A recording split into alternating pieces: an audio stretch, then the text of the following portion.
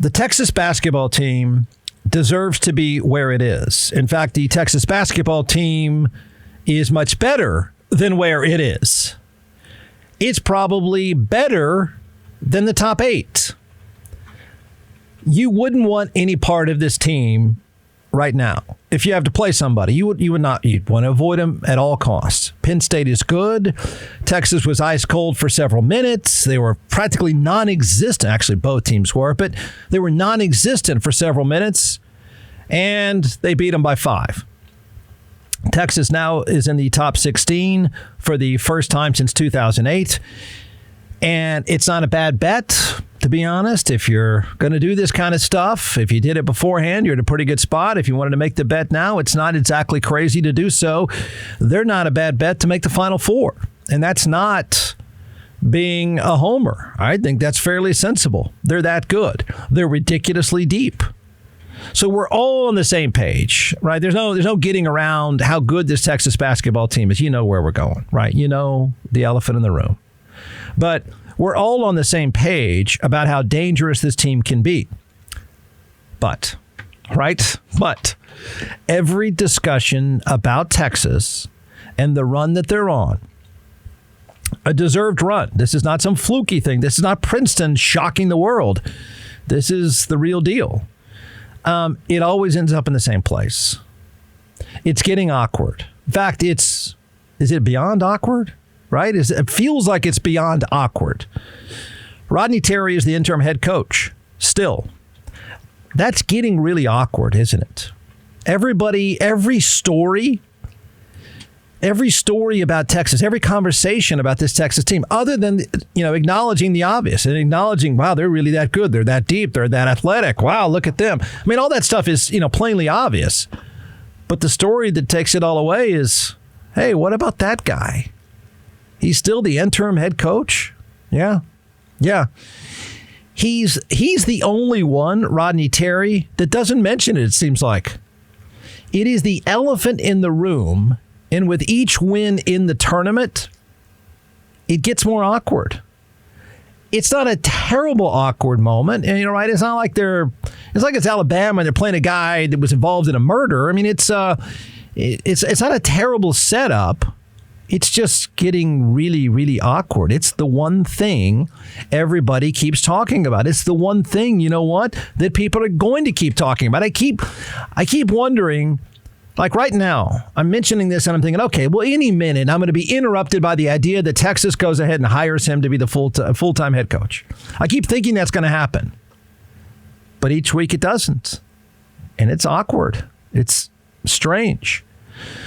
So, how Texas Athletics Director Chris Del Conte is able to avoid the discussion is pretty amazing. I got to give that guy props. He has found a way for a job that is pretty high profile, to say the least, in light of the fact that your coach, handpicked coach, you ran off over an abuse claim that was dropped, and you still avoided talking almost at all. It's pretty remarkable. Why are you doing that, by the way? That's kind of awkward, too. All these elements about hiring or not hiring Rodney Terry, you have to admit, I mean, they're just sort of jumping off the page. They're jumping off the screen, and they're pretty awkward. So here we go. Rodney Terry is becoming like a folk hero. And I mean, it's almost like this, the fact that he's still interim coach is making him more interesting. He's the story without trying to be the story. Correct? Are we in agreement on some of this stuff? I think everybody looks at it the same way. Statesman columnist Kirk Bowles. Kirk's been around forever.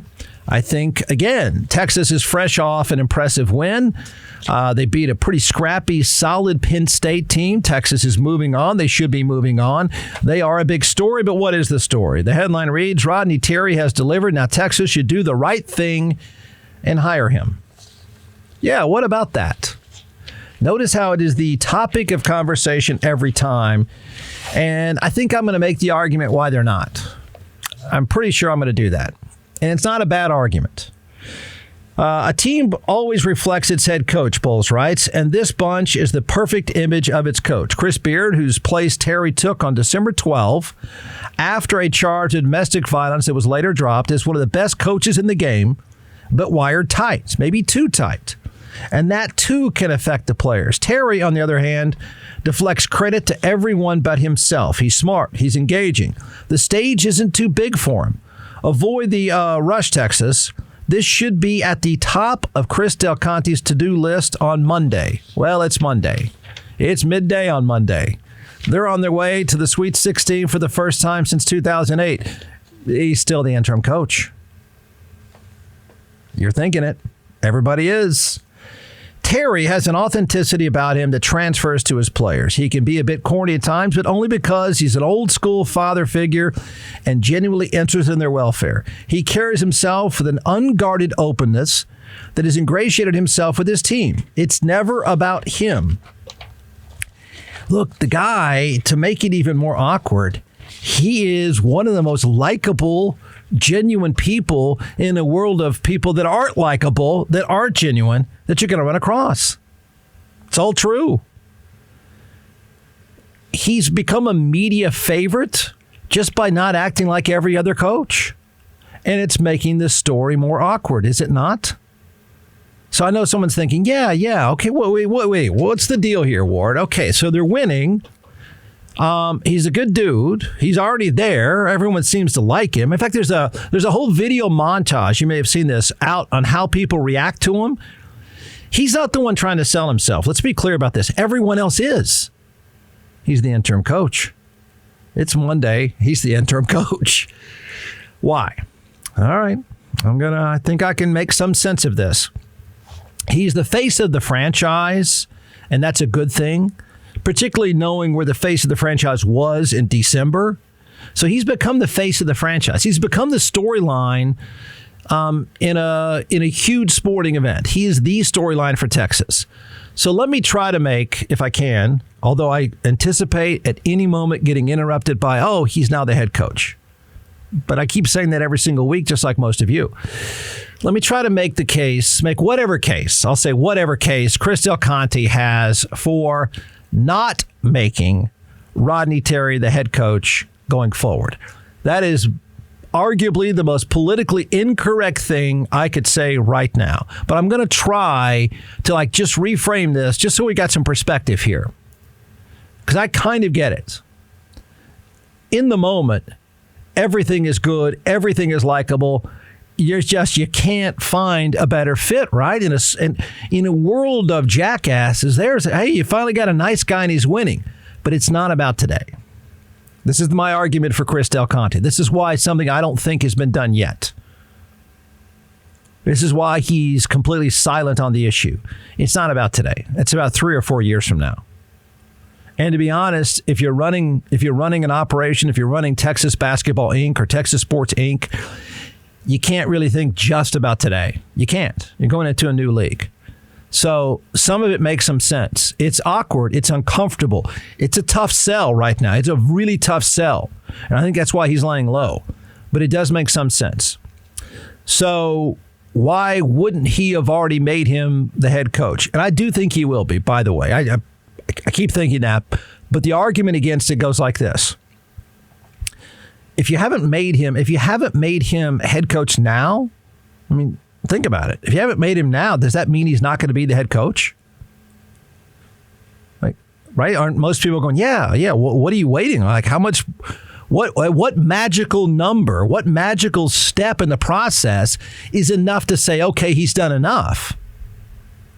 There's nothing that you read or hear that's not positive.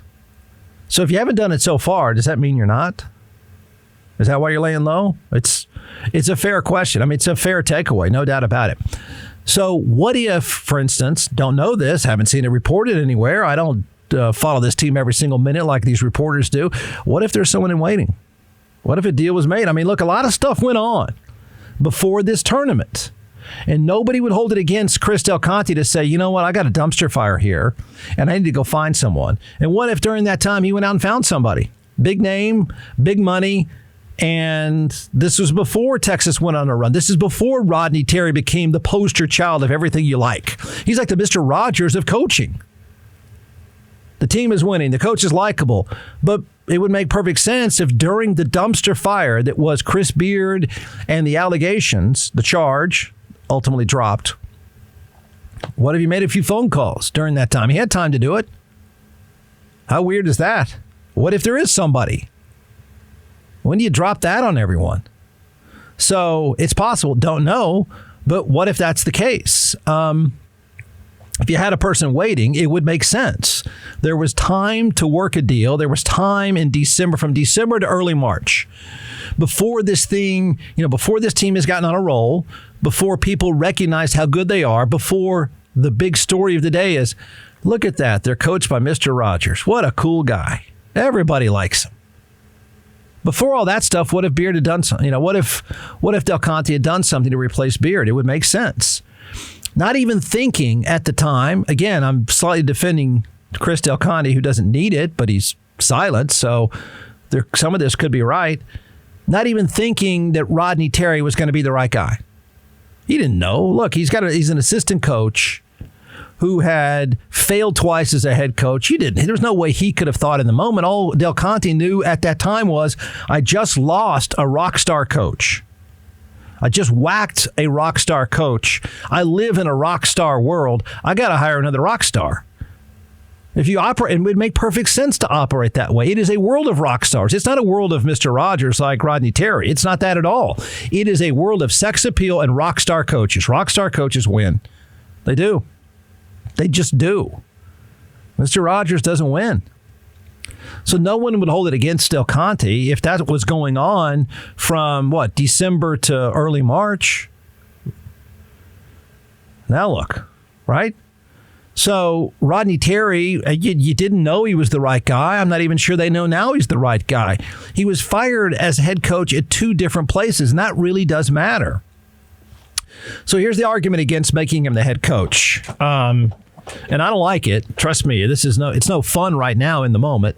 The argument against it is 2, 3, 4 years down the road. That's the argument against. And to be fair to Chris Del Conte, that's his job. His job is to go into a new league and win. Win big. Not be nice. Win big. So it's not about the job. This could be the perspective of Del Conte. It's not about the job that he's doing now. It's certainly not about the guy himself. Everybody likes him. Everybody wants it to work. But Del Conte is not... His job is not to have nice guys. His job is to win really big and pay a lot of money to do it. So what's going on now could be arguably why he doesn't get hired. And that is it's Chris Beard's players, right? I mean, you look out there and go, wow, they're loaded, man. They got guys all over the place. Look at that bench. Who did that? Yeah, Rodney Terry does that. I get that. And I get all that. But the takeaway is, so you remember head coaches in college sports, everyone gets confused. You think they're about the sport? They're not. They're about sales. That's what they do. They close deals. They are rock stars. They go into houses and convince people to play. They don't draw up plays necessarily. They go and they are the CEO and head sales manager, and that's what they do. And there's no denying they've got talent. So part of what they're doing right now, the success of what they're doing now, probably weighs on Del Conte or anybody else and saying, man, I got to keep doing that. I got to find someone who can build that. I got to go find someone who can find those players and close on them. It's about players, right? It's not about what you draw up on the board. So it could be, I think that's part of it. I don't deny that. So what does the program look like in 3 years? That's Del Conte's job. If you go with Rodney Terry, you have to ask yourself, what's it going to look like in 3 years? Does it look like this in 3 years when you go into a new league? Head coaches of college programs, football and basketball, are deal closers first, talent creators second, and game time coaches third, maybe fourth or fifth. Okay, that's what they do in football and basketball. They are the face of the franchise. They are the high-profile CEO who runs around and looks like a rock star, sounds like a rock star, and closes deals. That's what they do. So Del Conte is thinking the college basketball industry has plenty of good coaches. And this is true. I mean, I can't tell you how many times I've played on teams, particularly in the big-time college level, where the assistant coaches are your favorite people. Most guys can't stand the head coach once you're playing. You're not connected to the head coach. You are connected to the assistant coaches who were there doing the stuff every single day. You're not connected to the head coach, but the head coach's responsibility is to go close deals. Just go find players. So to be fair, a world in which, yes, players love the coach. They usually don't love the head coach. But that's not what the head coach does. It's not day-to-day. It's not interacting. So, some of it makes perfect sense. There are plenty of good basketball minds out there. There's no denying Rodney Terry's been around. He knows the game. He knows how to coach the game, all that stuff. He's a good dude. But there are plenty of good basketball minds and nice guys. That's what assistant coaches are. That's the relationship they have. But the elite landscape of deal closers is small. That world is small. It's really small. Right? And if you get it wrong, here's the thing that people have to think about where Del Conte's coming from. Maybe. I'm going to keep saying maybe because I really think at any moment the guy's going to be the head coach. And that'll be great. I hope it works. But what Del Conte has been having to think through is if you get it wrong, okay, if you get it wrong, you've lost 3 to 4 years. Okay, see, rock star coaches, it all works and it works pretty quickly. But if you get it wrong, you got to go spend the money. You got to fire a guy for the money. You got to go hire someone else. You got to go find another rock star to build it back fast. Okay, I mean, that's what you see now, to be fair, is Chris Beard's sales closing at work. That's the rock star mentality at work. That's what created it. He's the head of sales. So when Rodney Terry wasn't at Texas, he was at Fresno State and UTEP. Got fired. I mean, that's what Chris Del Conte has to factor in. Hey, man, look, everybody loves him, but I'm afraid what this looks like in 3 years. I'm afraid what it looks like in 4 years. Chris Beard is at freaking Texas Tech and he wins. Every part of the resume is big. I mean, Rick Pitino goes to Iona, and everywhere he goes, he ends up winning. That's what Beard did. That's not what Rodney Terry had done. The body of work is, you're not going to leave the body of work saying, well, the guy's just, succeeded everywhere. That's not true. It's not. Texas doesn't want to go backwards. They can't afford to go backwards. They are not a program that views itself as capable of going backwards. And that's what I think he's worried about. That's why I assume you can react another way. You can say I'm crazy. But I think there is that Del Conte perspective is it's nice right now. I love the ride right now. There is nothing you'd probably rather do as a boss than see Rodney Terry in the elevator and say hi. Right? You probably don't want to pass him in the hallway and he's looking at you and you can't help but think, yeah, you should be the head coach. But I don't know, man. I don't know. So Del Conte is asking himself, what does it look like in 3 to 4 years?